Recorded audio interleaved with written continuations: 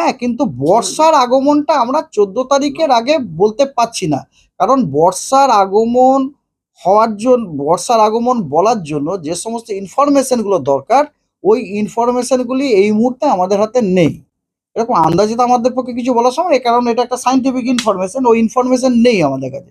সেই জন্যে আমরা এটুকু বলতে পারি যে 13 তারিখ পর্যন্ত কিন্তু হিট ওয়েভটা রয়েছে।